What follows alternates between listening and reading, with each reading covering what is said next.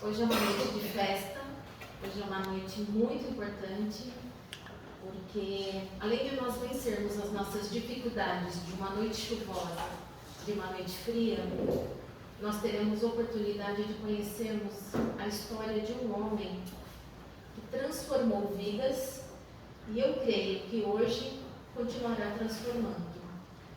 É uma biografia, mas eu gostaria que vocês pudessem compreender que é muito além da história de um homem religioso, muito. Conhecer Eurípides Barçanufo é ter uma ferramenta poderosa que cura feridas.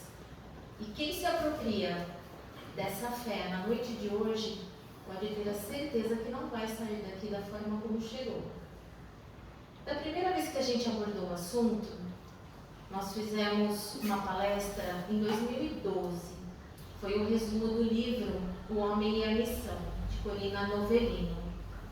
Esse livro tinha sido escrito, ele foi escrito em 1979. Na segunda vez que abordamos Eurípides, nós abordamos em 2018.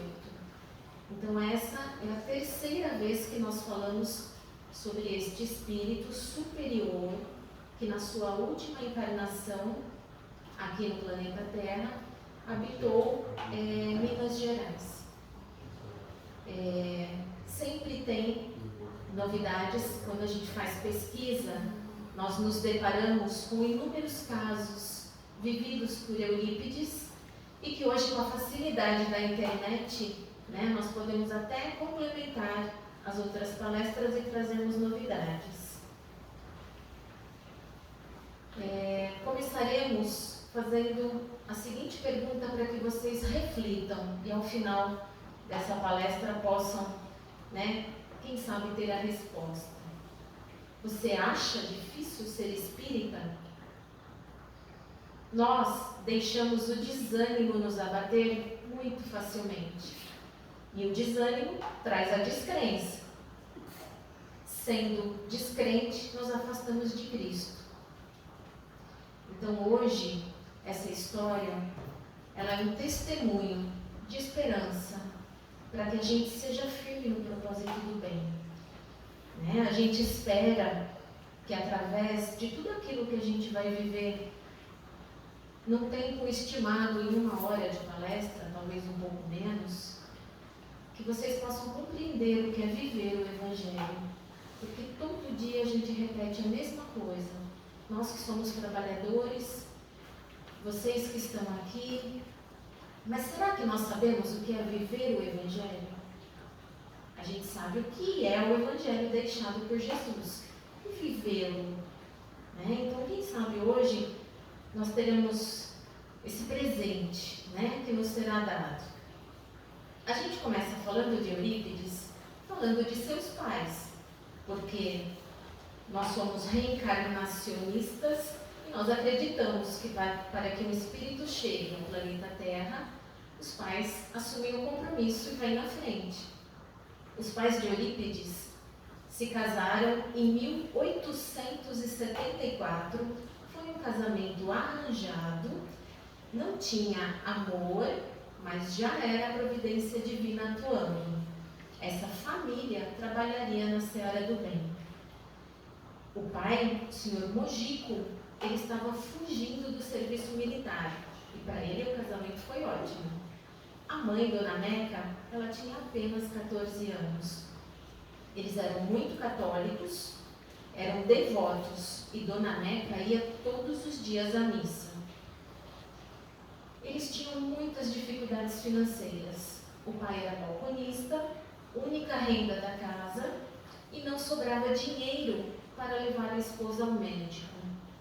Dona Meca, quando tinha 16 anos, já tinha a primeira filha do casal, ela começou a desmaiar nas missas. Ela sofria ataques que podiam durar horas. Estes ataques pareciam com epilepsia e eles duraram 30 anos. A vida era muito difícil. Não tinha água encanada, não tinha sanitários na casa, não tinha luz elétrica, a iluminação era por lamparina, os tecidos das roupas era somente no tear. Pilão para arroz, café e milho. Se não trabalhasse, não comia. Se não trabalhasse, não vestia. O lar era grandemente abençoado. Tinha muita compreensão, muita resignação, ninguém reclamava da vida. Não tinha sofrimento, não tinha revolta. Havia alto sentido de fraternidade. Eles foram casados 26 anos, tiveram 15 filhos. Eurípides era o terceiro. Eurípides nasceu em 1º de maio de 1880, em Sacramento, Minas Gerais. Não por acaso o dia do trabalho.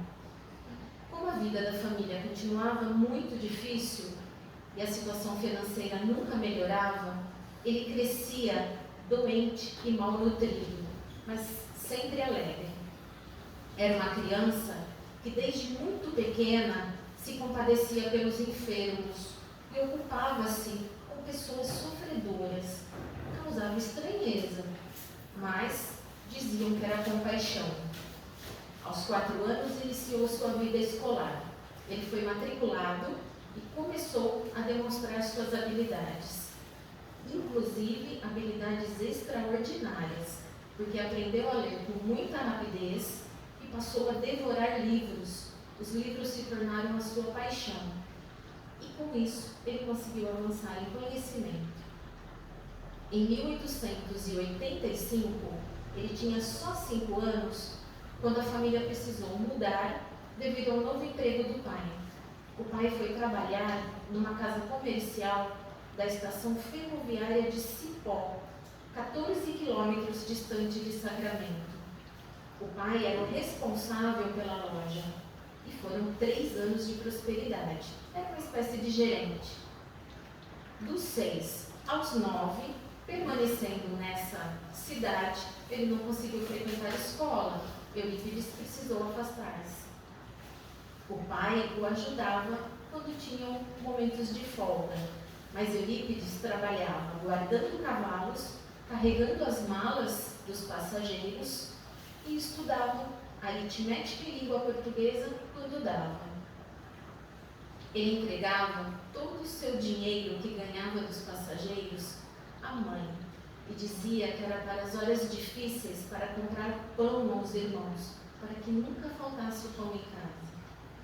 Aos 9 anos, a vida estava muito melhor, mas eles ficavam expostos a inúmeras doenças na estação. Quando Eurípides contraiu malária, a família temerosa em perdê-lo, porque ele era muito frágil e continuava, uma criança que adoecia facilmente, eles resolveram voltar para Sacramento e o pai voltou a ser balconista no antigo emprego, com a renda diminuindo novamente. Voltando a Sacramento, o pai adoeceu. Dona Neca, sua esposa, precisou ajudá-lo, lavando roupa para fora e fazendo doces que os filhos passaram a vender de casa em casa. Depois de um tempo, a loja da estação do Cipó retornou para Sacramento e o seu dono, tendo o pai de Eurípides como um excelente funcionário, resolveu chamá-lo de volta para retomar seu cargo. A vida voltou a melhorar. Em 1889, Eurípides estava com 9 anos, chegou uma novidade na cidade de Sacramento. Foi instalado o Colégio Miranda. Era uma revolução em termos de educação. Era um educandário que trazia muitas novidades. A elite dos intelectuais da época passou a utilizar novas técnicas de ensino. Eles eliminaram os castigos, valorizaram o psicológico, os educadores tinham uma postura de moderação e de respeito e ensinavam os alunos com suavidade e amor. O objetivo era formar cidadãos cheios de virtudes, pessoas de bem e sem fanatismo religioso. Para um novo modelo de colégio, novos mestres. O diretor do colégio foi o senhor João Derville de Miranda. E ele acreditava que se você ensinasse primeiro uma conduta moral, a inteligência vinha na sequência. Que primeiro era importante que as pessoas soubessem o que era ser justo, ser honesto, ser digno. Eurípides tinha 9 anos e finalmente conseguiu voltar à escola. Ele já sabia ler e escrever e, óbvio, foi encaminhado para salas mais avançadas. Com sua postura e suas habilidades, ele tornou-se assistente dos professores e monitor dos alunos. Tornou-se professor ainda criança. Ele não tinha completado 10 anos. Ele ensinava alunos amigos com dificuldades em língua portuguesa, matemática e francês. E também passou a ser o professor de seus irmãos em casa, né? Já que eram muitos filhos que nasciam.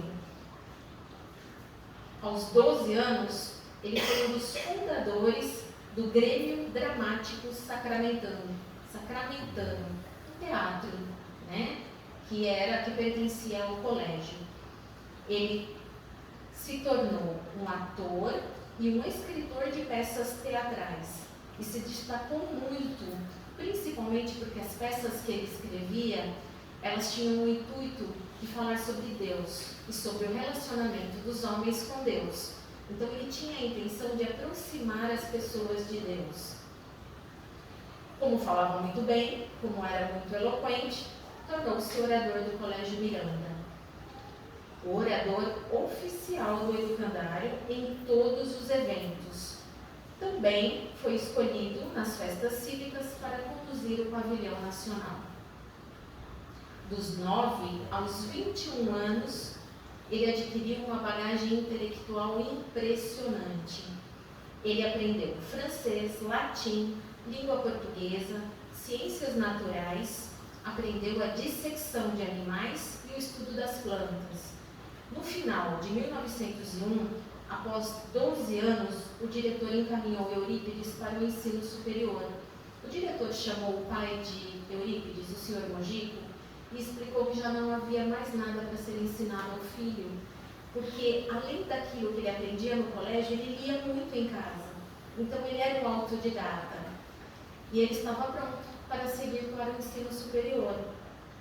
Há quem afirme que o diretor do colégio, o Sr. Miranda, professor Miranda, permaneceu na cidade de Sacramento somente com a missão de concluir os estudos de Eurípides, porque assim que a família decidiu que Eurípides tinha que continuar os estudos em outra cidade, ele fechou o colégio em Sacramento, ele se mudou para Uberaba, lá permaneceu por 6 anos e depois ele se aposentou indo embora para Ouro Preto, fechando em definitivo o colégio.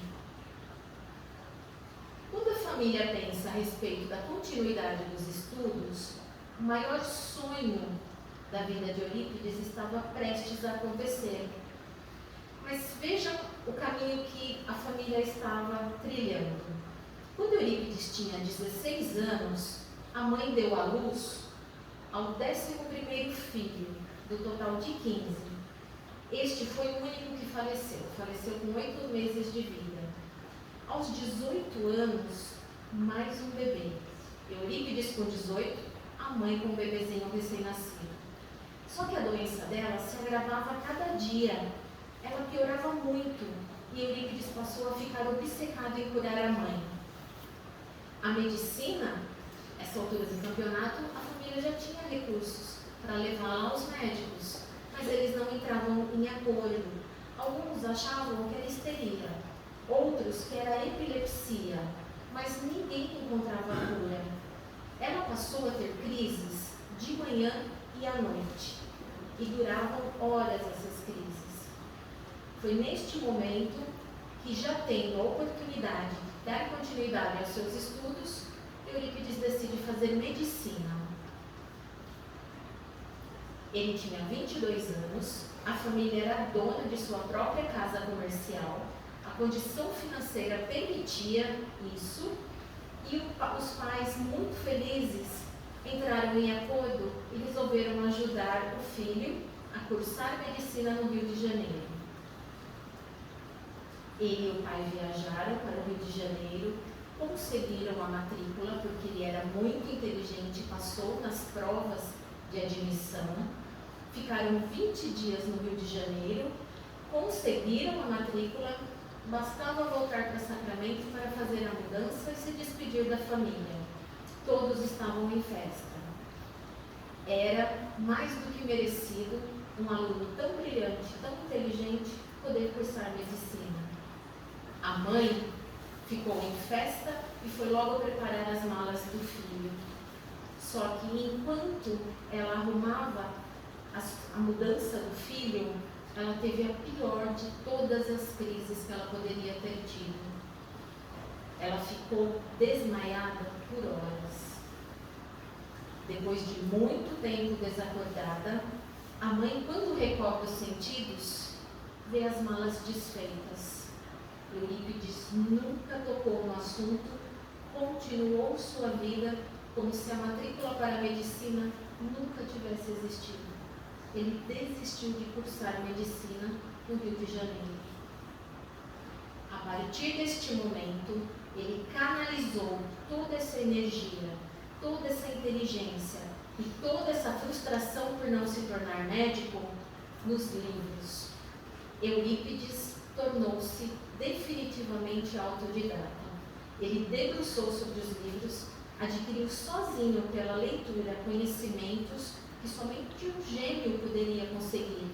Ele aprendeu medicina, anatomia, botânica, zoologia, trigonometria, direito, astronomia, filosofia, matemática, ciências físicas e naturais, geologia, paleontologia, francês, inglês, espanhol, latim, química, literatura e sua maior paixão, pedagogia. Na época ele seguia as ideias de Pestalozzi. Com todos esses conhecimentos, ele estava pronto e tornou-se de imediato jornalista, político, médico homeopata e educador. E imaginem vocês que essas leituras, elas aconteciam à luz de lamparina. E como ele trabalhava muito, ele tinha uma rotina muito agitada, cheia de tarefas e compromissos, porque ele levava a sério os seus deveres de filho, ele só tinha tempo para ler na hora de dormir. Enquanto todos dormiam, ele ficava acordado lendo a noite toda. Ele dormia muito pouco. Agora a gente vai fazer um parênteses muito importante para a história de Eurípides. Porque, sendo um espírito superior que viria enfrentar tudo aquilo que eu ainda vou colocar para vocês, foi necessário que alguém nascesse na frente dos pais, que alguém ainda viesse antes para preparar o caminho. Nesse parênteses, a gente volta 63 anos antes no tempo. A gente volta em 1817, na época do rei de Portugal, Dom João VI, que decidiu que algumas terras improdutivas, algumas terras do Brasil que estavam aqui, sem cultivo, elas poderiam ser prósperas. Então ele incumbiu uma autoridade da Igreja Católica a fazer a divisão dessas terras. Só que ele colocou uma condição para esse cônego, que ele erguesse uma capela do Santíssimo Sacramento patrocinada por Maria de Nazaré. Isso já era espiritualidade trabalhando.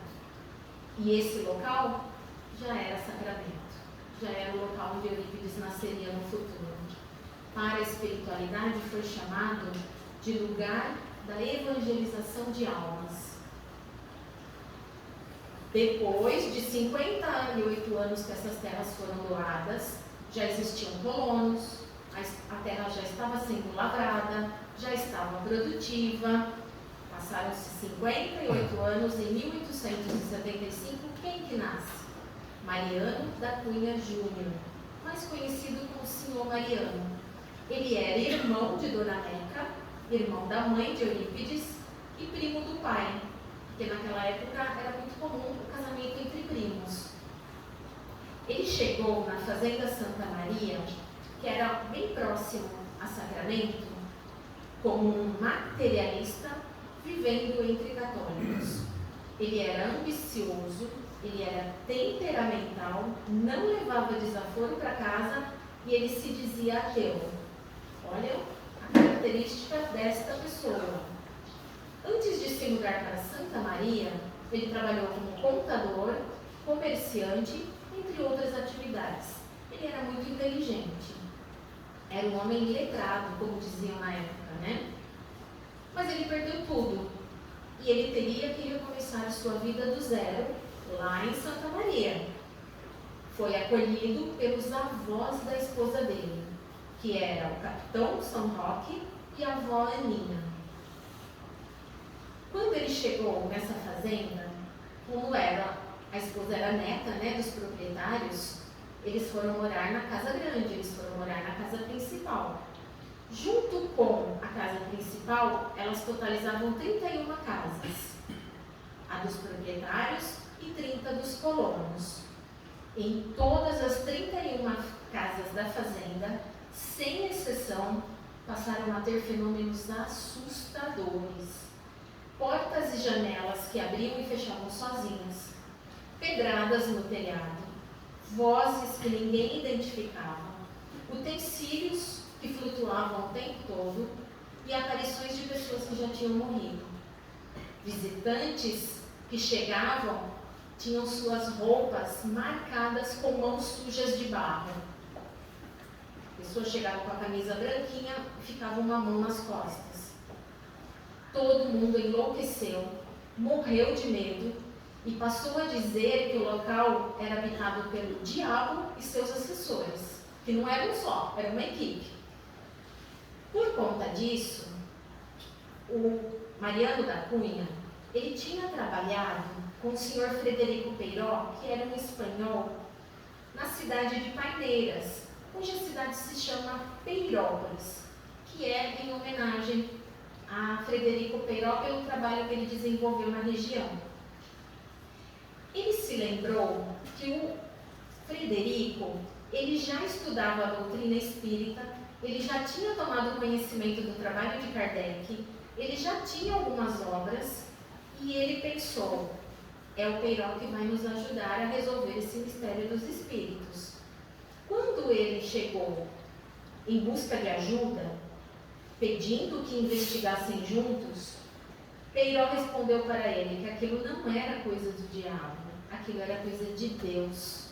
Orientou que fenômenos em massa, atingindo 31 casas, só poderia ser coisa de Deus, que isso é raro, não acontece de uma vez, atingindo tantas pessoas. Significava que toda a comunidade estava sendo convocada, porque tinha um compromisso. Precisariam iniciar as reuniões para descobrir quais eram as atribuições e para que estavam sendo chamados. Mariano tinha 25 anos quando liderou o movimento dos moradores e em 28 de agosto de 1900 fundou-se o Centro Espírita Fé e Amor pelas mãos do Dr. Bezerra de Menezes. Através de psicografia, Dr. Bezerra de Menezes escreveu a ata da fundação, designando quem seriam os membros da diretoria. Imaginem vocês que ninguém conhecia o Espiritismo, ninguém sabia direito o que estava acontecendo. Frederico Peiró ajudou por um tempo, mas não podia ficar lá para sempre, nem todos os dias. A faculdade mediúnica de Mariano ajudava muito nos esclarecimentos, porque quando eles tinham dúvida, ele psicografava a orientação que era dada. E percebam que eu utilizei a palavra fundou-se, porque na realidade o líder desse grupo foi Bezerra de Menezes. Foi um espírito que fundou o centro, né? E ele designou na ata qual cargo cada um teria. Ninguém escolheu, ele designou. Eles ficaram muitos anos fazendo reuniões nas casas. A sede só foi erguida 20 anos depois, com terras doadas pelo filho do capitão São Roque. Inclusive, nós temos um relato de que quando as manifestações começaram, o avô da esposa de Mariano não queria que eles continuassem morando na Casa Grande. Ele era muito católico e ele expulsou o casal. A esposa dele, a avó minha, enfrentou o marido e disse que se o casal fosse embora, ela ia junto. Então ele fez vistas grossas, ele não brigou mais, mas também não queria que o casal permanecesse ali. Mariano precisou construir uma casa nos arredores da fazenda, um pouquinho distante, mas ele ainda permaneceria por ali. Depois de muitos anos, o capitão São Roque teve uma doença muito grave na perna. Nada curava. Foi desenganado e disseram que só os médicos do Rio de Janeiro ou de São Paulo poderiam ajudá-lo. Adivinha quem ajudou? Mariano, através da mediunidade. Então, a partir deste momento, a família passou a considerar o espiritismo e o filho dele, que assumiu após a morte, do pai, tornou-se proprietário de todas aquelas terras, de toda a fazenda. Ele cedeu o terreno para a construção da sede, mas até que essa sede fosse construída ainda demoraram 20 anos. O médium, senhor Mariano, ele desenvolveu sua mediunidade para receber Eurípides, que seria um espírito de uma hierarquia muito superior. Sacramento foi fundada com a predestinação de ser pasto espiritual pelo bem das almas. Imaginem vocês, com todos esses fenômenos, um local completamente devoto à Igreja Católica. O que essa comunidade de Santa Maria causou? Foi um escândalo. A região foi preconceituosa com todas essas 31 casas, com todos esses moradores. Rejeitaram, diziam que eles eram dominados pelo diabo. Tiveram muitas dificuldades, porque, embora a fazenda fosse produtiva e eles produzissem grande parte do alimento que consumiam, eles precisavam fazer compras na cidade. Eles precisavam transitar de um local ao outro. E as pessoas os rejeitavam, fechavam as portas, diziam que eles eram indignos.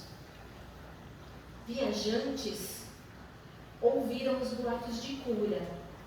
Então são dois extremos, A população que rejeita e a população que fica desesperada pelo atendimento. Começaram a chegar aos montes, só que eles vinham, na grande maioria, sem recurso financeiro. Então eles não tinham dinheiro para comer, não tinham dinheiro para se hospedar. E acabavam ficando onde? Na Fazenda Santa Maria. As 30 casas se revezavam acolhendo esses viajantes. Os casos mais graves de obsessão não tinham condições de ir embora no mesmo dia e acabavam ficando vários dias até receberem alta. Senhor Mariano, sob a orientação do Dr. Bezerra de Menezes, ministrava receituário médico. Então, através de psicografia, o Dr. Bezerra passava para ele a medicação necessária para a cura. Passou a manipular medicamentos, foi necessário montar uma pequena farmácia, ajudava nos partos e ele tinha outras faculdades mediúnicas. Então, ele tinha a faculdade da cura intuitiva, da psicografia mecânica e mediunidade de efeitos físicos. O doutor, olha uma curiosidade muito importante. Quando uma região precisa desenvolver, quando ela está pronta para uma tarefa, olha a forma como a espiritualidade se mobiliza.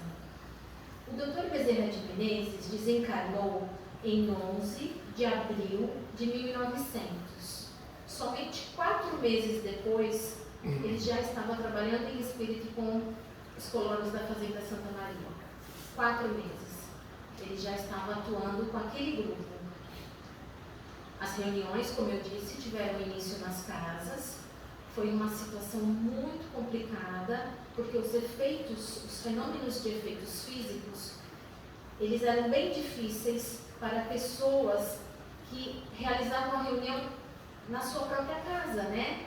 Na cozinha, na sala. Então, algumas vezes eles eram surpreendidos por coisas que aconteciam. Eles estavam aprendendo o que era o Espiritismo. E em todas as reuniões, que fique bem claro, não vem só espíritos pacificadores, né? Se eles realizavam um tratamento de cura para a obsessão, imagine os espíritos mais raivosos, aqueles bem rebeldes, eles destruíam a casa do colono. Aí no dia seguinte tinha que construir tudo de novo, arrumar utensílios, arrumar as coisas para que a vida seguisse. Não pensem vocês que as mesas girantes, elas estavam só na Europa. Por incrível que pareça, na Fazenda Santa Maria, existia a mesa telegráfica. A mesinha trazia comunicações dos espíritos. Era uma mesinha pequena, os fenômenos eram através de batidas, e o senhor Mariano, ele aprendeu a identificar a quantidade de batidas relacionadas à letra, e ele se comprometeu com outros 2 médiuns de efeitos físicos a catalogar as palavras, as frases, e ele registrava tudo em livros e atas. Então, por isso que é muito importante essa história, né? O que nos antecede no Espiritismo. Isso está registrado, isso existe. Né? Nós não inventamos toda essa história em Santa Maria. Ela foi registrada. A Fazenda Santa Maria, se tornou o polo difusor da doutrina espírita, sem sombra de dúvidas. Algo extraordinário assim. No Brasil, no interior do Brasil, o Espiritismo expandiu-se para Peirópolis, Sacramento, Conquista, Uberaba, Araxá, veio para São Paulo, Franca, Ribeirão Preto, Igarapava, Palmelo em Goiás. Ou seja, o grupo do senhor Mariano foi o ponto de partida para que o Espiritismo chegasse em todo o Triângulo Mineiro, norte de São Paulo e sul do estado de Goiás. Nessa época, Eurípides tinha só 17 anos. Como o senhor Mariano, senhor, né, como ele era chamado, era o irmão da Dona Meca, então ele fazia muitas viagens para Sacramento. E quando ele ia para Sacramento, a estrada era longa, o transporte era difícil, ele acabava se hospedando na casa da irmã.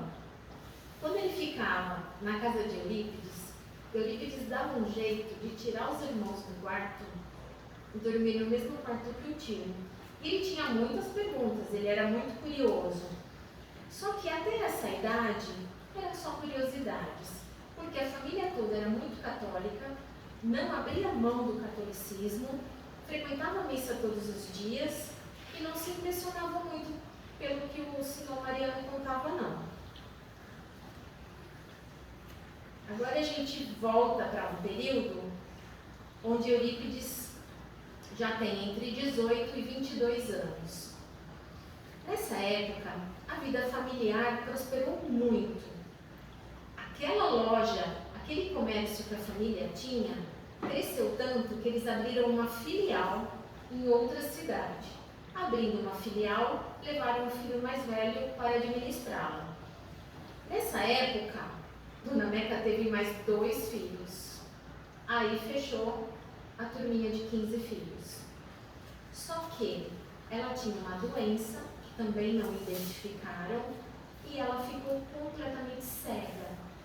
Ela já não tinha tanta independência. Teve que se habituar a fazer suas tarefas, não enxergando nada. Tinha as meninas, né? Era uma família muito numerosa. As meninas mais velhas acabaram assumindo os afazeres domésticos. Mas uma boa novidade, com todo o conhecimento que adquiriu, com todos os livros que estudou, Eurípides, um homeopata, já conseguiu curar os desmaios da mãe. Já não tinha mais crises. Qual era a rotina de Eurípides nessa época? Ele ajudava o pai na casa comercial, ajudava as irmãs nos afazeres domésticos e com os irmãos, né, dando as lições escolares, preparava a medicação homeopática, visitava os enfermos. Ele era católico devotado, foi coroinha, ia à missa todos os dias, trabalhava na Irmandade São Vicente de Paulo, que era um grupo da Igreja Católica, com auxílio material aos necessitados, levando roupas, levando medicamentos, provisões, né, comida. E, diante dessa rotina, continuava lendo os seus livros e aprendendo novos ofícios. Nessa época, ele fundou o jornal A Gazeta de Sacramento. Não existia um jornal na cidade. A Gazeta se tornou um jornal muito famoso e ele era especialista em alguns artigos. Ele não abria mão de escrever sobre economia, né? Ele dominava alguns assuntos e ele escrevia muito bem. Nessa época, ele criou sua própria farmácia homeopática, utilizava seus próprios recursos financeiros para comprar os suprimentos.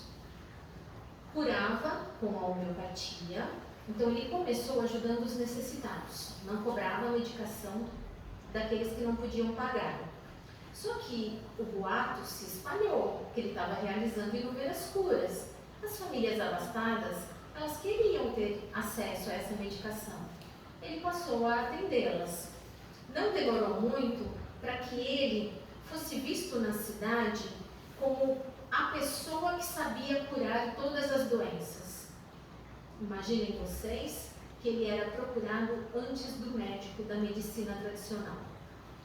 Ele passou a ser uma pessoa muito respeitada e também incluiu nessa tarefa de fazer o remédio, visitar acamados que não podiam ir até ele. Ele fazia visitas domiciliares.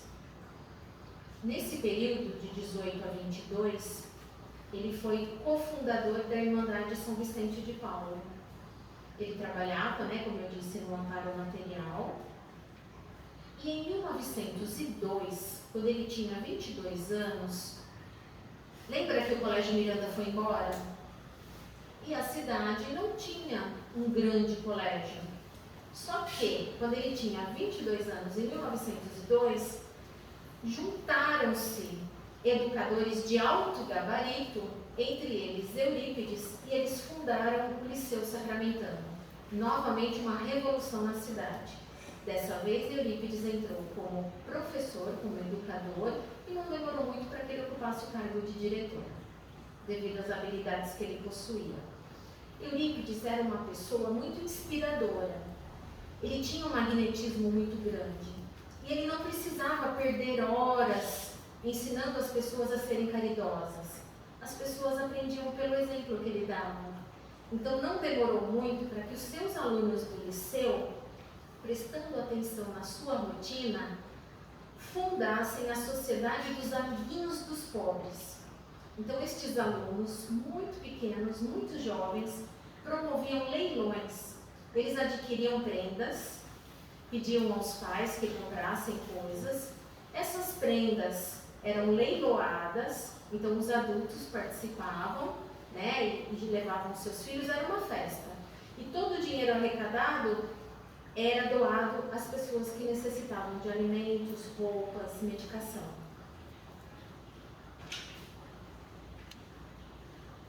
Agora, 1903, uma revolução na vida de Eurípides.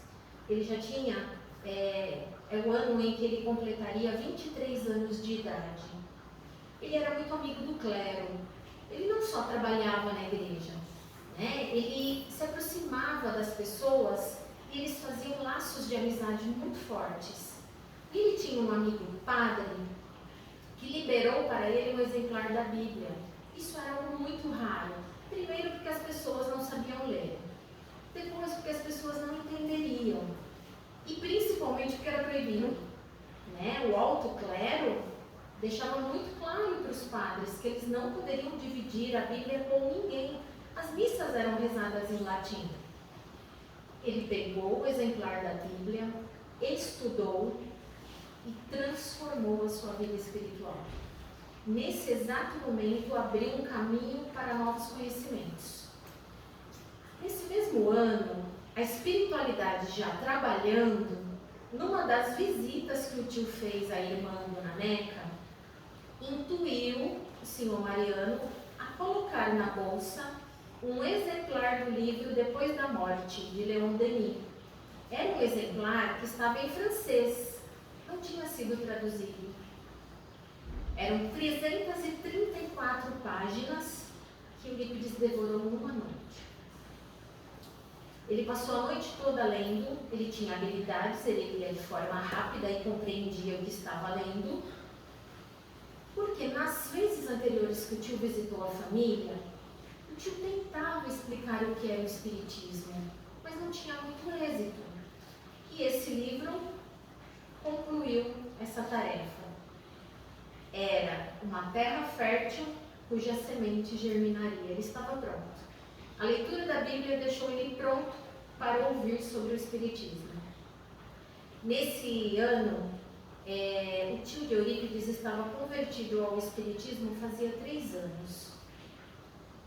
Então, iniciou-se o interesse pela doutrina.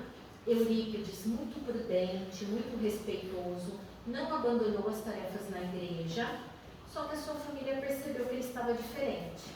E o clero prestou atenção que ele já não tinha tantos cargos, que ele já não ia todos os dias à missa, a vida dele estava mudando. Passou um ano inteiro. Aos 24 anos, ele decidiu que ele conheceria uma reunião lá na fazenda Santa Maria. Quando ele decidiu ir à fazenda, ele pediu que um amigo o acompanhasse e eles foram a cavalo. Eles perderam a hora da reunião. No caminho, ele mentalizou: se essa coisa de espiritismo existe mesmo, se espírito conversa com a gente, se existe uma manifestação, eu gostaria muito de que na hora em que eu chegasse, fosse esclarecido para mim as bem-aventuranças. Porque depois que ele leu a Bíblia e ele tomou conhecimento de que Jesus trazia para nós um evangelho onde dizia que não haveriam sofredores, não haveriam pessoas sem consolação, que Jesus enxugaria as lágrimas, ele pensou: mas por que a gente continua sofrendo? Por que ainda existe tanta injustiça? Eu não compreendo o que a Bíblia quis me dizer.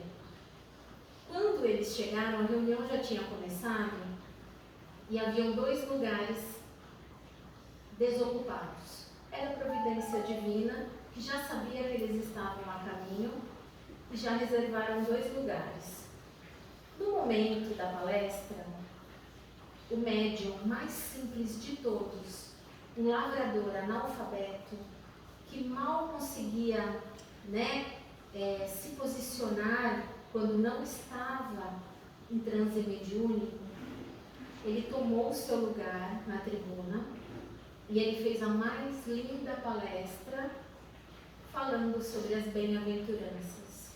E Eurípides ficou intrigado, porque ele falava muito bem, ele explicava muito bem.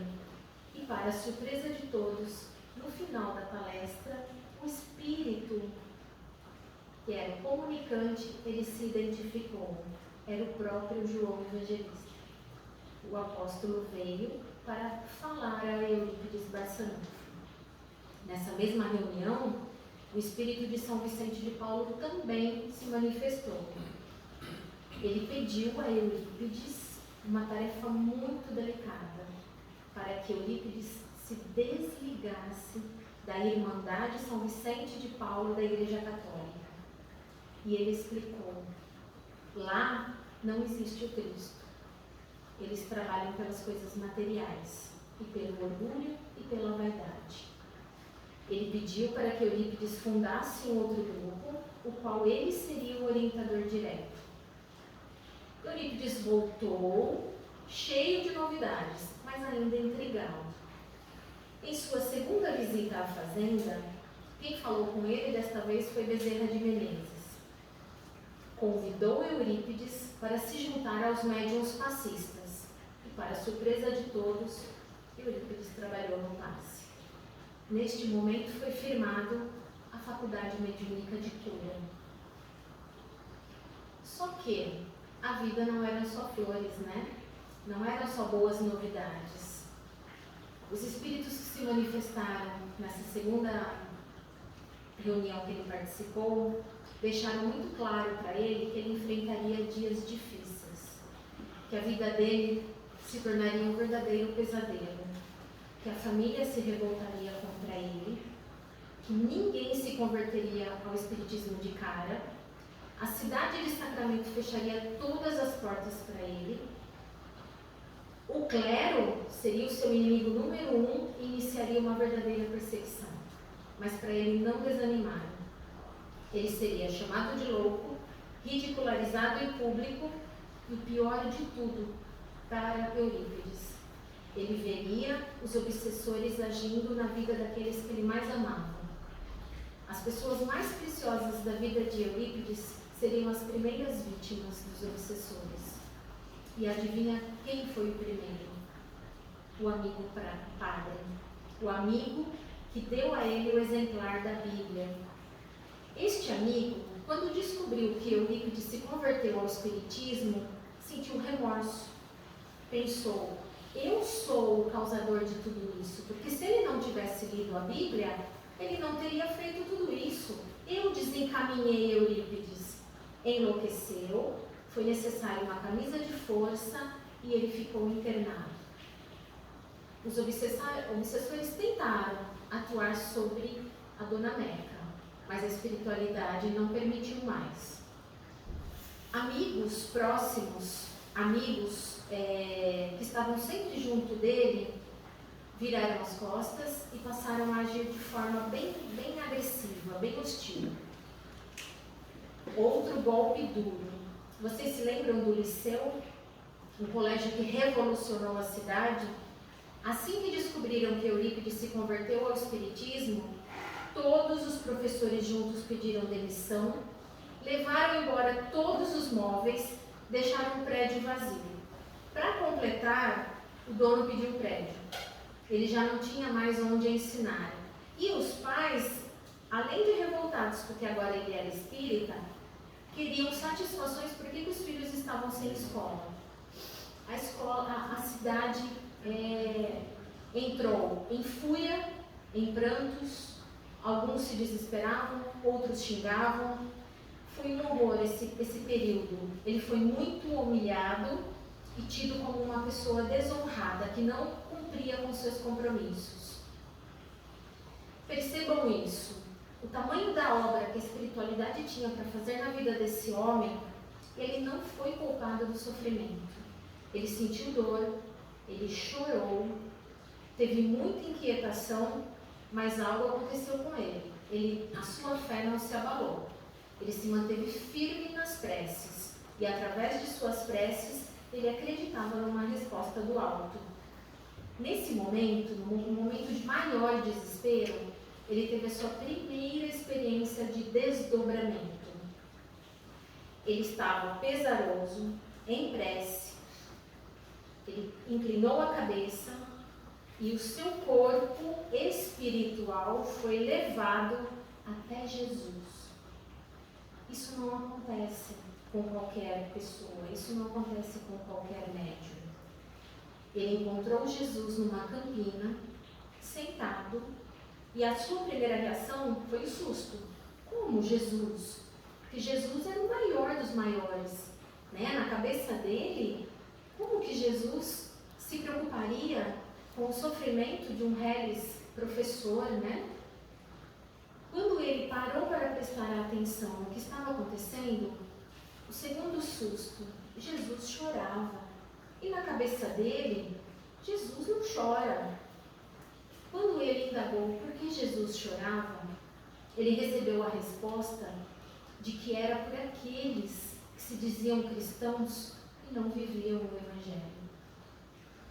Ele compreendeu qual era a sua tarefa, que ele seria o educador de almas, e ele retornou ao seu corpo físico mais fortalecido.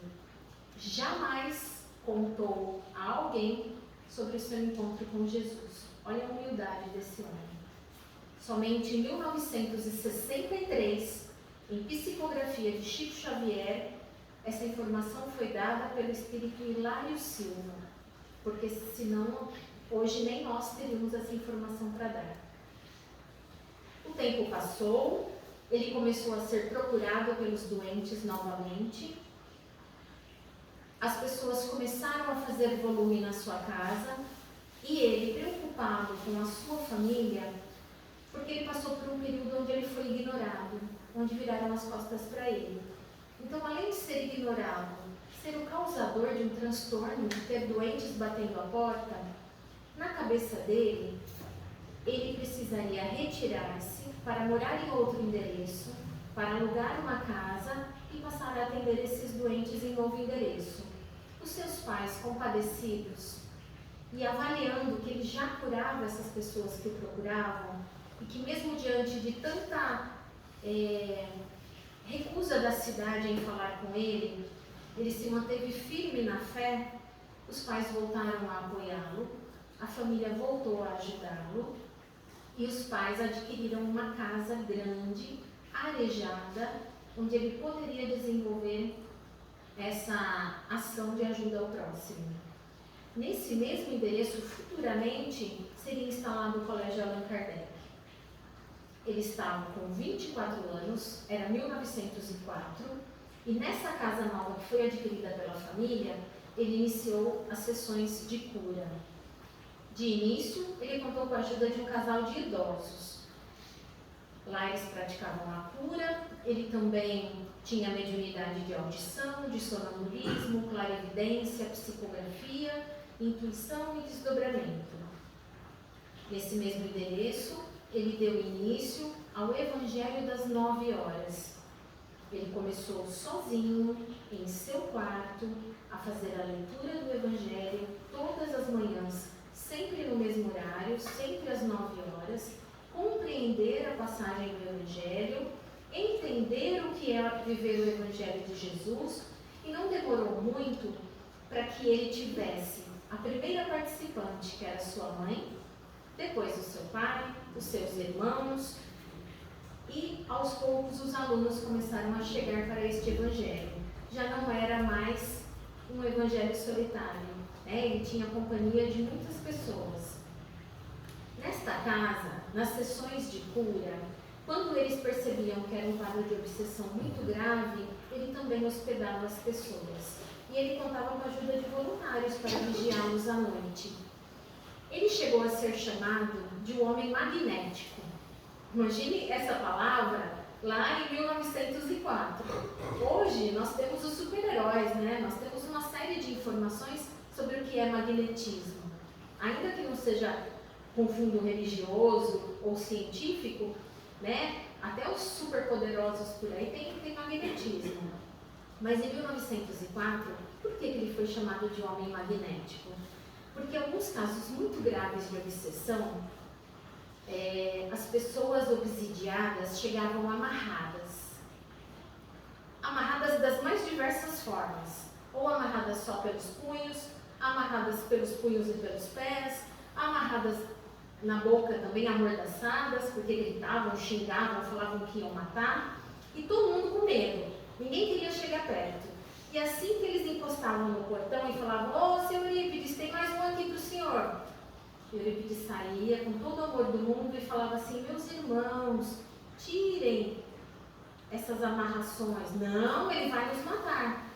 Não, ele vai matar o senhor." E quando tiravam, a pessoa estava calma, tranquila, conseguia passar pelas sessões de cura e ainda se hospedava lá.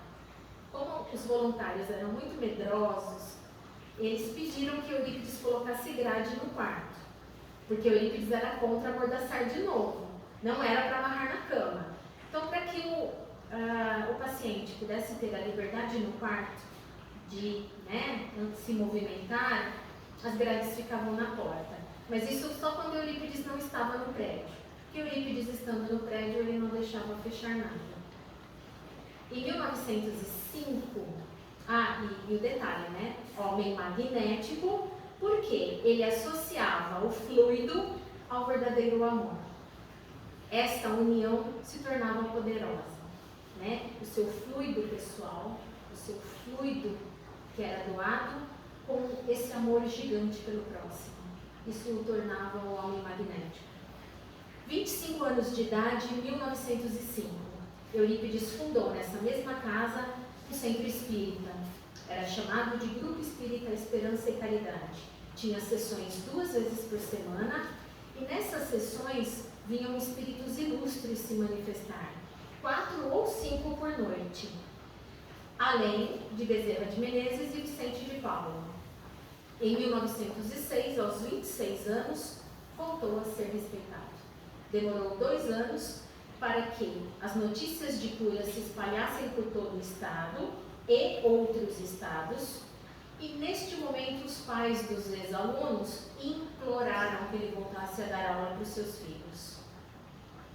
Atendendo ao apelo dos pais, ele alugou uma pequena sala, ele mobiliou, aliás, detalhe, hein?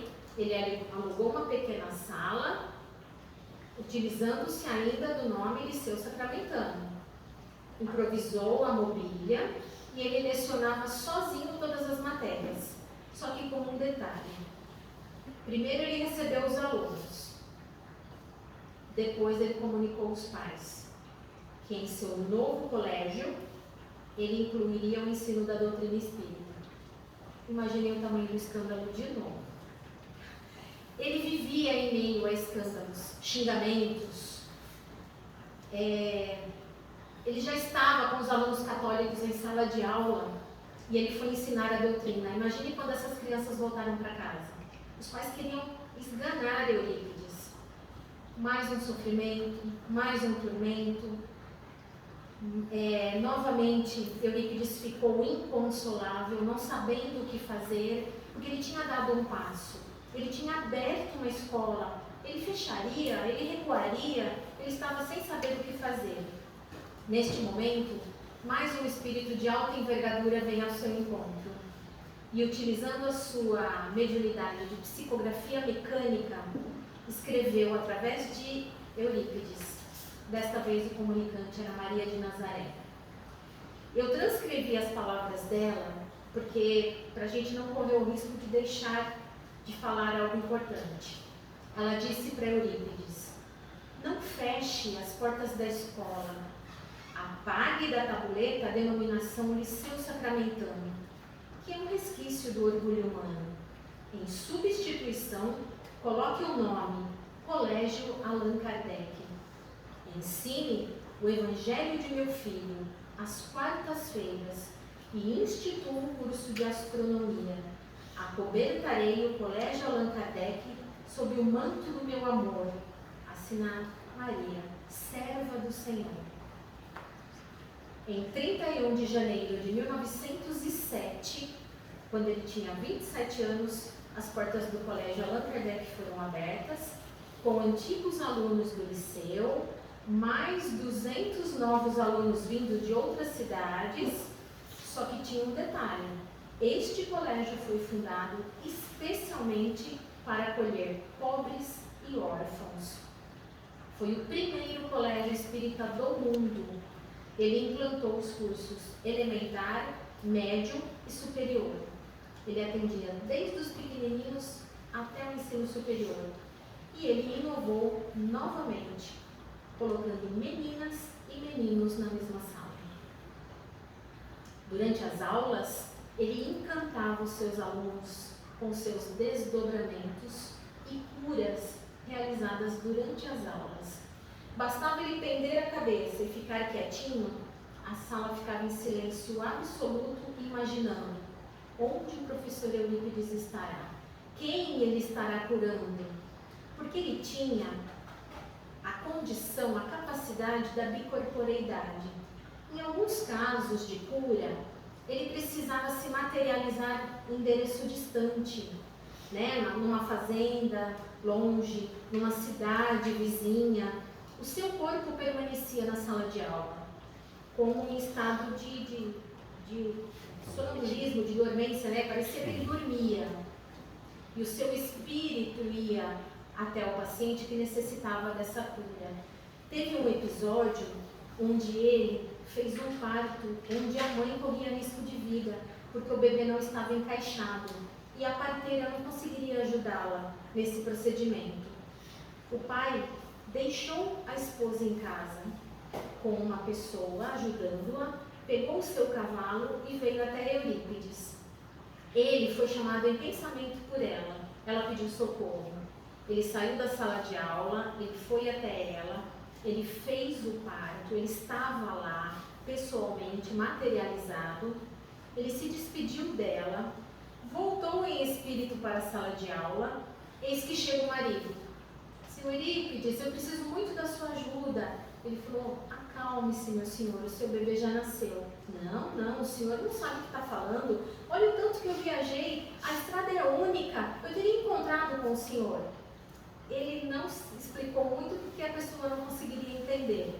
Ele se disponibilizou a acompanhá-lo, ele fez o trajeto de volta e quando ele chegou na casa dessa senhora, ela olhou para ele e falou assim: mas doutor Eurípides, eu já falei para o senhor que eu estou bem, o que o senhor veio fazer aqui de novo? Então ele tinha esses episódios da cura. Em alguns momentos ele não se materializava, ele só visitava e voltava trazendo notícias, como ele fez em relação à guerra.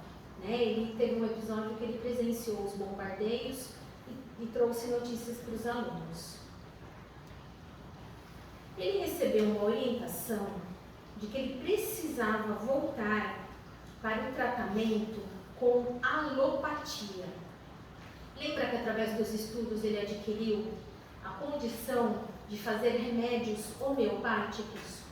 Só que agora, no momento em que eles estavam vivendo, em 1907, o Dr. Bezerra de Menezes precisava tratar os doentes com alopatia. Então o doutor precisava passar, através da mediunidade de Eurípides, receitas de remédios que fossem ou comprados em farmácias ou feitos pelo próprio Eurípides, porque as pessoas que não tinham dinheiro não conseguiriam comprar. Ele orientou que Eurípides saísse desta casa que foi alugada pelos pais, voltasse para sua residência, porque lá ele contaria com a ajuda das irmãs e dos irmãos nessa tarefa de fabricar a medicação. As matérias-primas viriam do Rio de Janeiro e de São Paulo, e ele, neste momento, passou a receber milhares de cartas do Brasil inteiro e telegramas descrevendo a doença para receber a medicação de volta. Alguns casos, quando ele percebia que a família não tinha recursos, ele já mandava não apenas a receita, a medicação pronta pelos correios. Hoje, o prédio do Colégio Allan Kardec abriga um museu em sua homenagem. E a sede do Grupo Espírita, da Casa Espírita que ele fundou, também está nesse mesmo prédio. Então, o Grupo Espírita Esperança e Caridade mantém suas atividades. Já as atividades educacionais com alunos, elas foram transferidas para a escola que se chama Eurípides Barçanufo, que foi fundada em 1975 por Corina Novelino. Hoje atende 300 crianças. Para essa tarefa da medicação, a qual ele foi convocado, ele precisou mudar sua rotina. Olha como era a rotina dele. Das 4 horas da madrugada até as 7 da manhã, ele atendia os receituários que vinham de fora da cidade, pedidos por carta ou por telegrama. Das 8 da manhã às 10, ele manipulava a medicação, ele preparava os medicamentos. Das 10h30 até as 3 da tarde, ele trabalhava como professor no Colégio Allan Kardec. Das 3h30 às 5h30 da tarde, ele voltava com o Dr. Bezerra de Menezes para fazer o receituário local. Das 7 da noite às 9 da noite, ele trabalhava como médium nessa casa espírita que ele fundou, Esperança e Caridade. Todas as quintas-feiras, ele fazia escrituração das lojas comerciais dos seus pais. Nas horas, aliás, na quinta era a loja de Conquista. E quando ele tinha um tempinho, era a loja de Sacramento, que eram 2 lojas. E a escrituração não era rápida. Para ele mesmo, que sobrava? Continuava se alimentando pouco, tirava um tempo rapidinho para o banho e dormia menos ainda. Por isso que o seu corpo era muito frágil. A comunicação de Dr. Bezerra de Menezes começou a ficar um pouco complicada com essa fragilidade do corpo físico. Porque quando ele estava muito exausto por não ter dormido e por não ter se alimentado, ele tentava o receituário pela intuição, que a psicografia fosse por intuição. Aí a intuição não dava, porque ele não conseguia se concentrar, porque ele estava enfraquecido e exausto. A psicografia passava a ser mecânica. Dr. Bezerra de Menezes tomava suas mãos para escrever. Só que em alguns momentos também não dava para usar as mãos. Dr. Bezerra utilizava a audição, ditava as receitas. E num momento de extrema, mas extrema necessidade, que era muito raro, Dr. Bezerra de Menezes utilizava-se de um recurso que até hoje, se nós pararmos para pensar, ele ainda é muito evoluído para o nosso tempo. E olha que hoje a gente já tem toda essa tecnologia. Dr. Bezerra abriu uma tela branca, uma tela onde ele colocava várias receitas ao mesmo tempo para que Eurípides pudesse saber qual medicamento para qual paciente. E isso era revolucionário para a época. Eles nunca perderam um paciente, o medicamento nunca deixou de ser feito porque Eurípides estava cansado e nunca faltaram insumos. O que às vezes acontecia era, por exemplo, do Dr. Bezerra de Menezes passar uma orientação e a família não acatar. Aí, algumas vezes, o óbito acontecia. Outras, o óbito era inevitável. Era o momento da passagem daquele espírito. E tem um caso de Franca, que eu acho importante a gente relatar aqui, que olha só em que condições que Eurípides trabalhava para vocês terem uma noção. Telegrama, para quem nunca teve acesso, para quem nunca teve contato, são poucas palavras. Até porque ele não comporta um texto grande. E ele também é pago pela quantidade de palavras que você colocava nele, né? Então veio o seguinte pedido para ele por telegrama. Menina, Dalila, 15 anos, Rua Misericórdia, número 52. É necessário amputar a perna? Olha a gravidade desse pedido. Ele recorreu ao Dr. Bezerra de Menezes. O Dr. Bezerra de Menezes orientou que se tratava de um câncer no osso, mas que não era para amputar a perna, porque a amputação seria mais grave do que deixar como estava. Eles mandaram a resposta prontamente, também por telegrama para chegar rápido, mas a família não acatou. A família acabou cedendo à pressão dos médicos, ela teve a perna amputada, teve um agravamento e acabou falecendo. Nós tivemos outros casos aqui, um que eu vou contar muito rapidamente. Um lavrador, ele estava nas suas tarefas no campo e uma árvore de macaúba, ele acabou esbarrando nela. Eu não tenho noção do tamanho do espinho da macaúba, mas no relato diz que era grande. O espinho de macaúba, ele também tem felipinhas ao redor dele. Então não é só ele em si, ele é cheio de crespinhos. E esse senhor, o lavrador, ele chegou no colégio Allan Kardec pedindo, desesperado, que alguém o acudisse e que ele sabia que Eurípides Barçanufo estava lá e poderia ajudá-lo. Jorrava sangue, e jorrava muito sangue, porque ele já estava com hemorragia. E Eurípides olhou bem para o ferimento e falou assim, é muito grave. Como o espinho tem essas felipinhas, se eu puxar, o senhor vai perder o glóbulo ocular, vai esvaziar o seu olho. Aí ele se concentrou, pegou lápis e caneta. E o senhor, assustado, né? Mas como que eu serei curado com lápis e caneta? Ele se pôs, se concentrou. Bezerra de Menezes veio através de psicografia e escreveu: pegue a pinça e puxe o espinho.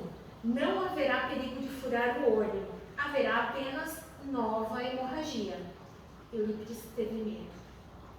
E ele, de cara, não teve coragem de pegar a pinça. E ele pensou de novo, fala comigo de novo, fala se é isso mesmo. E Bezerra veio e falou, faça o que eu estou indicando. De fato, ele foi, tirou, jogou muito sangue, mas não perdeu o olho. Né? E o último caso também muito importante, que isso está registrado, para a gente ter uma noção de quanto era sério esse trabalho que ele desenvolvia. Moisés Santana, ele era advogado e jornalista na cidade de Uberaba. E ele tinha muitos desafetos, porque ele escrevia coisas horrorosas sobre seus adversários. Ele era odiado na cidade. A esposa adoeceu. Passou por muitos médicos, inúmeros médicos, e ninguém curava a esposa. Ele se lembrou, vou no curador de Sacramento. Ele era chamado assim, né? O curandeiro, o curador. Quando ele se dirigiu a Sacramento, o remédio já estava pronto. Eurípides já tinha recebido a informação, já sabia qual era a doença da esposa e já estava com a sacolinha pronta. Só que ele orientou Moisés sobre o seguinte, isso não é o mais grave. A doença da sua esposa já está praticamente curada. Antes mesmo dela terminar o frasco, ela já estará sem a doença. O mais grave é que o Senhor tem que voltar e fazer a sua mudança de cidade imediatamente, porque o Senhor será assassinado. Quando ele voltou para Uberaba, ele não ligou. Ele falou assim, como que alguém vai se atrever a me assassinar? Ele morreu assassinado e o nome da pessoa que assassinou foi o Dr. João Henrique, que era um médico da cidade e deputado. Então, algumas vezes, e um detalhe, quem deu toda essa orientação e quis amparar esta família foi Santo Agostinho. Desta vez não foi o Dr. Bezerra. Santo Agostinho, com toda a sua humildade, pediu a Eurípides que convencesse esse senhor a se mudar. E ele não acatou, acabou falecendo. Bom, agora, como a vida não é feita só do plano espiritual, a gente vive num plano material também. Imaginem vocês, a família de Eurípides, o tamanho do orgulho que ela tinha dele. Imagine um pai vendo o filho com todas essas proezas e inteligência. Ele pôs na cabeça que Eurípides tinha que ser vereador. Não porque você é muito inteligente, porque você é bem intencionado, porque você é uma pessoa do bem e você vai trazer prosperidade para Sacramento. E Eurípides concordava que uma pessoa bem intencionada faria muito. De fato, aos 27 anos, se tornou aclamado, o mais votado de todos. Fez parte de 3 comissões, Legislação e Finanças, Obras Públicas e Instrução Pública. Ele permaneceu na política somente por 3 anos, de 1907 a 1910, porque ele, Eurípides, não concordava com prorrogação de mandato. Ele achava que por um período determinado você faria o bem e deixaria outro vir para fazer também. Só que se ele contasse esse seu idealismo, poderia causar um burburinho, porque as pessoas do seu partido não iam querer perdê-lo. E outras pessoas podiam dizer, mas quem que ele pensa que ele é para falar desse jeito? Então, muito discretamente, ele deu uma desculpa, assinou seu afastamento e saiu de forma muito discreta da política. Foi o período de maior desenvolvimento da história de Sacramento. No mandato de Eurípides, com as verbas que eles administravam, foram construídas uma usina hidrelétrica, uma ferrovia de 14 quilômetros a tração elétrica, canalização da água, o cemitério, o matadouro da cidade, entre muitas outras coisas. Então vocês vejam que ele não foi alguém que desenvolveu só a espiritualidade. Ele trabalhou pelo seu intelecto, ele buscou nos livros a inteligência, ele buscou, através do cargo público, ajudar as pessoas, trazendo benfeitorias. Isso era ser um homem de bem, né? Não só apenas ser religioso. Aos 33 anos, em 1913, nova prova e prova grande. O clero convocou ele para defender em praça pública a doutrina espírita. Só que eles levavam 4 questões para Eurípides discorrer defendendo o espiritismo. Primeiro, a Igreja Católica afirmava que o espiritismo é ateísmo, que Deus não existia no espiritismo. que os fatos sobrenaturais do Espiritismo não se podem explicar sem a intervenção do diabo. Eram intervenções diabólicas. O Espiritismo não era uma religião e o Espiritismo não era uma ciência. A batalha virou uma linda aula em público. Com toda a ternura e amor, Eurípides, iluminado, defendeu a doutrina para 2.000 pessoas. As pessoas se reuniram para ouvir Eurípides falar. As lutas continuaram, ele não passou por momentos de tranquilidade, sempre vinha uma incompreensão ou outra da Igreja Católica. Ele já estava com 37 anos, em 1917, foi aberto um inquérito policial. O Círculo Católico de Uberaba, olha, nem era da cidade dele, fez um pedido para que ele fosse acusado por exercício ilegal da medicina, nos artigos 156 e 157 do Código Penal. Lembram que ele deixou a homeopatia para trabalhar com a alopatia? Os médicos enlouqueceram e a Igreja Católica descobriu a brecha. Como? Ele não é formado, ele não foi para o Rio de Janeiro, ele desistiu de ser médico. Quem ele acha que é para passar receituários de alopatia? O processo durou meses e ele recebeu apoio por cartas, por telegramas, por jornais, nas cidades vizinhas. E as pessoas próximas a ele, que eram funcionários públicos e que eram políticos, sofreram as maiores represálias. Eles foram demitidos ou transferidos de cidade. Nesse momento, tanto a igreja quanto os católicos que eram contrários, que estavam envolvidos na política, eles queriam atingir a todos e, através da raiva que sentissem, magoar Eurípides. Eurípides se culpava. Era impossível não lamentar que um amigo seu passasse por dificuldades financeiras porque perdeu o emprego, ou tivesse que morar muito longe porque o emprego agora era em outra cidade. Para vocês terem uma ideia do tamanho deste problema, durante este inquérito policial, as pessoas abastadas, as pessoas contrárias a Eurípides que tinham dinheiro, contrataram matadores, jagunços e mercenários. Essas pessoas estavam tão indignadas com a postura de Eurípides de manter-se tranquilo, calmo e continuar ajudando os doentes com alopatia, que eles acharam que a única solução seria matá-lo. Mais uma vez, Eurípides foi protegido pela espiritualidade. E nós temos dois casos aqui onde fica muito claro. Quando ele atendia aos doentes na sua casa com a ajuda da família e que ele formou uma farmácia num cômodo no quintal, ele passou a dormir dentro deste cômodo, Porque ele demorava muito para dormir mesmo, às vezes trabalhava a noite toda, então ele não ficava na mesma casa da família, ele ficava neste cômodo no quintal. E as pessoas, quando tinham seus familiares adoecidos durante a madrugada, vinham até a janela deste quarto e batiam na janela. Senhor Eurípides, eu preciso da sua ajuda. Numa dessas batidas, Bezerra de Menezes veio na frente e falou, não abra, porque são pessoas com revólver para matá-lo. Ele não abriu. Depois, teve uma situação onde ele precisou sair também à noite, altas horas, para fazer um parto. E nesse caso não tinha como ir outra pessoa em seu lugar. E ele de novo foi avisado por Bezerra. Haverão dois homens logo virando a esquina, eles estão armados e eles tentarão matá-lo. Mas fiquem em oração, fiquem em prece, porque nós vamos protegê-lo. De fato, quando ele passou pelos homens, eles não fizeram nada. Para vocês terem uma noção, durante o inquérito, as testemunhas eram chamadas, inclusive Eurípides.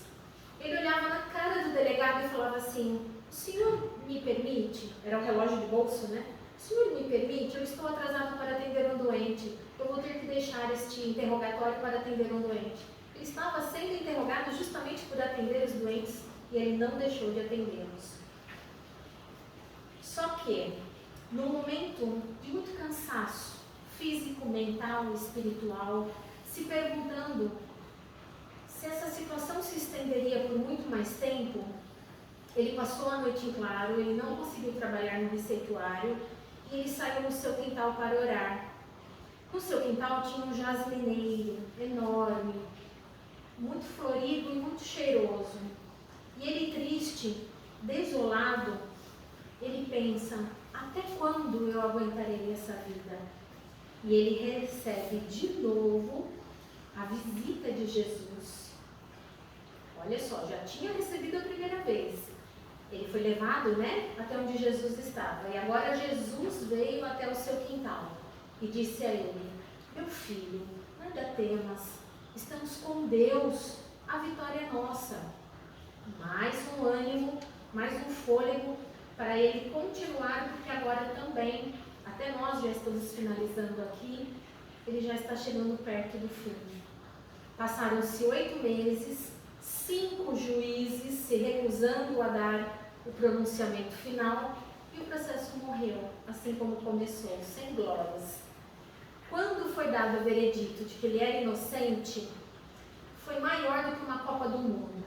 Para vocês terem noção, o Sacramento tinha 4.000 habitantes. Nesse dia do veredito, tinha 5.000 pessoas nas ruas, festejando a vitória de Eurípides. E ele ainda preocupado para que não se machucassem, para que não tivesse baderna, para que fosse algo onde todos sairiam ilesos. Em 1917, os amigos se reuniram, começaram a fazer campanhas para receber dinheiro e doações para ampliar as obras do Colégio Allan Kardec. Eles queriam aumentar o espaço onde ele dava aulas e onde tinha o centro espírita. Eurípides sentiu no fundo do seu coração que assim que essa obra fosse concluída, ele já estaria deixando o planeta Terra, porque ele tinha uma ligação muito forte com esse lugar. E ele entendeu que já estava perto do fim. E de fato, numa manhã em transe sonambúlico, ele fez um lindo passeio com São Vicente de Paulo. Ele recebeu a notícia de que de fato a sua missão na Terra estava perto do fim. Ele tinha 38 anos, em 1918, e ele foi orientado pela espiritualidade que a gripe espanhola estava chegando ao Brasil. Ele iniciou um trabalho de orientação, preparou os amigos sobre o que estava por vir. O Dr. Bezerra, preocupado, pediu para que ele aumentasse muito a provisão de medicamentos, porque seriam necessários inúmeros frascos. Em outubro de 1918, a contaminação aconteceu. Um viajante que se hospedava no hotel da cidade de Sacramento trouxe a doença. Ele passou a doença para a família do hotel e assim que essa família adoeceu, a cidade toda acabou se contaminando com a gripe. Nem mesmo a casa de Eurípides Barçanufo foi poupada. Os seus familiares adoeceram e a sua secretária, que a ajudava na manipulação dos remédios e do receituário. No dia 22 de outubro, ele teve um pressentimento durante o receituário. Ele enxergou que uma pessoa muito importante para a cidade de Sacramento falecia da gripe espanhola, que o caixão era muito simples, que era um enterro muito simples, mas que tinha milhões de pessoas acompanhando e haviam muitas coroas e muitas flores. Quando ele passou essa intuição para os amigos que estavam trabalhando nos medicamentos, os amigos ainda brincaram: ah, seu Eurípides, mas se o caixão é simples, se é uma pessoa assim como o senhor falou, deve ser algum popular, deve ser alguém que não tem tanta importância, Só que no fundo todos entenderam que seria o Eurípides que viria a falecer. No dia seguinte a esse comunicado, exatamente no dia 23, ao meio-dia, ele estava ardendo em febre, ele estava exausto, e ele queria continuar a sua tarefa de medicação e visita aos doentes, e ele pensou: se eu tomar um banho, eu abaixo a febre, e abaixando a febre eu volto a trabalhar. Ele nem pensou em se alimentar, ele pensou em abaixar a febre. Sua mãe foi avisada de que ninguém estava conseguindo fazer ele mudar de ideia. e ela estava com a gripe espanhola e estava de cama. Ela se levantou, foi até ele e falou: Eurípides, eu preciso conversar com você. Ele se sentou para ouvir a mãe e não conseguiu mais levantar. Ele ficou enfermo por 8 dias. Ele desencarnou da gripe espanhola, vítima da gripe, em 1º de novembro de 1918. Ele tinha anunciado que a sua desencarnação ocorreria às 6 horas da manhã do dia 1º de novembro. Neste momento, antes das 6 da manhã, sua mãe estava ajoelhada na sua cabeceira e os amigos médiuns estavam em volta fazendo uma corrente de oração, esperando dar 6 horas da manhã. A mãe tomou uma força inexplicável, se levantou, deu as mãos para os médiuns e todos oraram e ele fez uma passagem tranquila. Todos se lembram que não foi por acaso que ele desencarnou no dia de Todos os Santos. O desencarne de Dona Meca, nós já estamos finalizando, aconteceu 33 anos depois. Vocês se lembram que ela já estava cega, né? Ela só não tinha os desmaios, mas ela viveu até 78 anos. Desde o dia 1º de novembro que ele faleceu, ela nunca abandonou o Evangelho das 9. Ela tomou para si essa tarefa, ela assumiu. No dia do seu desencarne, em 1952, quem assumiu a tarefa foi a irmã mais velha de Eurípides, chamada Eurídice, ela e o marido. E como ela era casada, já tinha filhos, ela levou o Evangelho para a casa onde ela morava. Ela e o marido fizeram até 1961, quando ela, Eurídice, desencarnou. O marido, cunhado de Eurípides, assumiu a tarefa por mais 10 anos, até 1971, e quando ele faleceu, as suas 3 filhas já estavam prontas para assumir o Evangelho. Inclusive, na viagem que nós fizemos, nós tivemos a oportunidade de assistir a este Evangelho, e num deles, a Eigorina, a sobrinha de Eurípides, ainda era viva. Ela faleceu em 11 de agosto de 2013 e a tarefa foi assumida por sua irmã Neone, que é chamada de Nizinha. Este Evangelho das 9, ele é simples, ele é rápido, ele não toma muito tempo das pessoas, é feita a leitura do Evangelho, um esclarecimento, uma prece, e ele é mantido em sacramento há 118 anos. Nunca foi interrompido. Um único dia. Não pensem vocês que com o desencarne a perseguição acabou. As perseguições a Eurípides continuaram firmes e fortes. Fazia 32 anos que ele já tinha feito a passagem. Ele mandou uma mensagem através de Chico Xavier em 30 de abril de 1950, dizendo a todos que ele estava invisível, não ausente. Ele ainda brincou com esse trocadilho, né? Que uma pessoa invisível não significa que ela está ausente. Que era para todos se manterem firmes, porque as perseguições continuariam. E de fato ele estava certo. Quando fez 36 anos da sua morte, uma equipe gigante de religiosos da Igreja Católica, as mais altas autoridades da Igreja Católica, fizeram uma excursão a Sacramento para apagar a memória de Eurípides. Eles queriam atingir a consciência popular para que esquecessem dessa pessoa ingrata com a Igreja. E nestas visitas, eles fizeram campanha difamatória, palestras, e eles faziam esclarecimentos de que tudo que Eurípides fez foi enganação, foi enganar a população. Eurípides enviou psicografia novamente, através de Chico Xavier, pedindo para que se mantivessem firmes e para que perdoassem as ofensas. Mais uma vez a Igreja Católica não triunfou. E agora o trabalho dele no plano espiritual, já encerrando, né, essa palestra de hoje, quando ele desencarnou, em 1918, chegando ao plano espiritual, ele observou legiões de alienados mentais, espíritos que se agrediam uns aos outros, chafurdando em sofrimento e angústias insuportáveis.